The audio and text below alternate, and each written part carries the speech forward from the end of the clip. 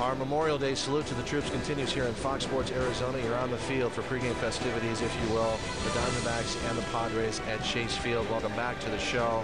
We'll get you on the field for live coverage in a matter of moments. But I think the goal and part of this broadcast today, as it has been over the years, is to personalize Memorial Day. We will begin doing that right now with my next guest here on the show. Her name is Cindy Creed. Cindy, thanks for coming on to the show. I'm going to get right to this. I want you to tell us about the Patriot Guard Riders, who they are, and why they were such a big part of your family and your late husband's family.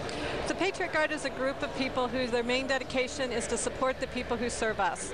So we go to homecomings, welcome homes, and unfortunately funerals. Most of us ride motorcycles, but you're not required to have a motorcycle. We call those cages instead. Yeah. But their whole purpose around the whole United States is to serve and honor our military. And your husband lost his life after taking Adam Hart to his final resting place. And I know this might be a little bit of a gray area, but it's just my opinion. That's a casualty of war to me. I'd agree with you. You would agree with that? But he did something that he loved, right? Yes, he did. He went on the mission. He started going on the missions when our son was in Afghanistan.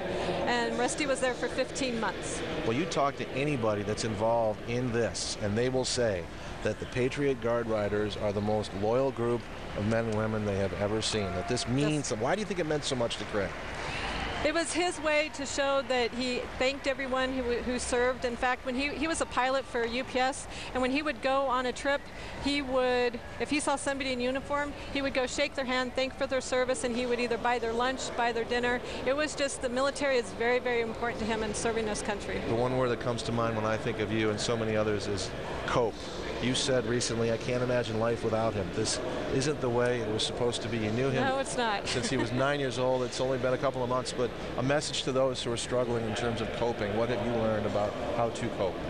Coping, you need to go out there and help our military. That's what everyone would want, and to just be with people, because the people will help us get through this. What about VetTix? And VetTix is a great organization. They give 14,000 tickets away since 2008 to honor our men and women. So it doesn't matter whether you're active duty, retired, or veterans. Anyone can get a ticket. We'll talk to D.B. Sweeney, the actor, about that a little bit later on in the course of our telecast today. Cindy, I had an idea. One of the things I wanted to do as we go to a break here, I'm going to throw our producer a little bit of a curve, but Paula Egan is the mother of Adam Hart, who obviously your husband, as I mentioned, was helping escort to his final resting place. And I know that she wanted to say something, and she has said that her son wanted to be a part of something larger than himself. Well, Paula, he was, and he will be remembered forever. She reminded us this week that he would have been just 20 years old.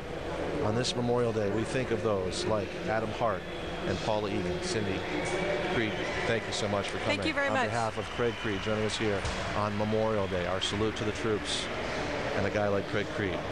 He will not be forgotten, Cindy. Thank you so much for your time. We'll take a break here. When we come back, we're getting closer to going out on the field for our pregame ceremonies. You see Senator John McCain, who was at the playing of taps earlier today. More on that a little bit later on.